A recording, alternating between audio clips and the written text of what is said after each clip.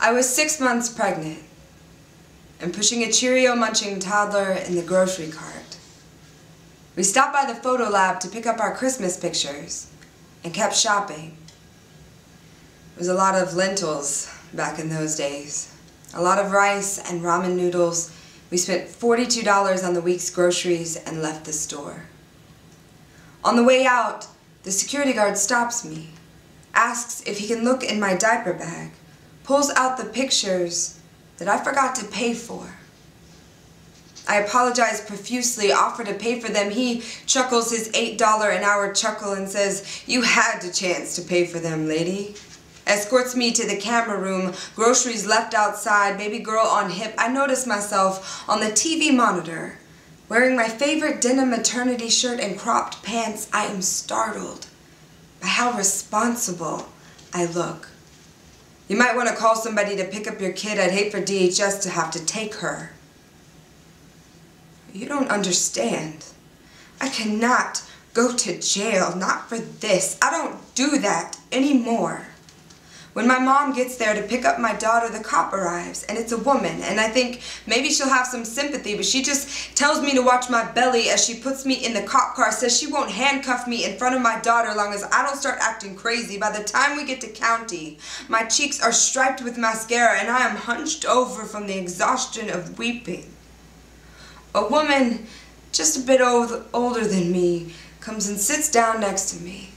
She says, "Honey child, you don't need to be worrying like that. All that stress is going to upset the baby." Her name is Sylvia.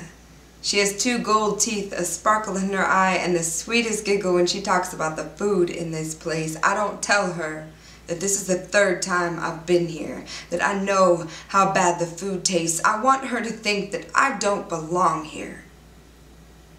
I used to steal stuff a lot when I was a kid. Used to sell coke in the girls' bathroom. I always thought that if I could get high enough, that it would make the pain go away. This story is not pain. I am white. I am 3 times less likely to be incarcerated than a black woman, but let's say for a second that I'm not, that my grandpa's not an attorney, that the charges weren't dropped. Let's say that I'm Sylvia, that I grew up on the east side. Used to have a good job making $10 an hour at the factory until that factory moved to Thailand where they would work for 2. So I started selling weed because it's not like weed never hurt nobody, not like cocaine. And I'm just going to the grocery store. Got my baby girl in the backseat. I ain't picking up no Christmas pictures. I can barely afford these diapers. And the cop pulls me over. My headlights out. My tag's expired and I just picked up a QB. Says he needs to search a little bit. I can't afford an attorney. Who's gonna watch my baby? My mama still hates me because my stepdad liked me better. My baby's daddy only calls me when he's drunk, and I'm trying to do right. I've been saved 3 times, but who's gonna save me now? They sentenced me to 8 years. Declare me wrong. Declare me unfit. Declare me not you. Because the more you're afraid of me, the easier it is to sell you an industry. Tell yourself that I'm danger when really I'm just cheap labor. Because see, now I'm finally working again.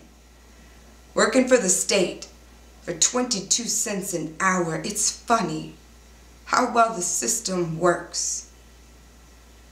For every 100,000 women in Oklahoma, 124 are incarcerated. Massachusetts clocks in at 11.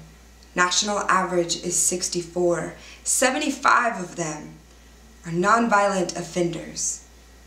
Someone will profit as this number increases. The rest will just keep shopping.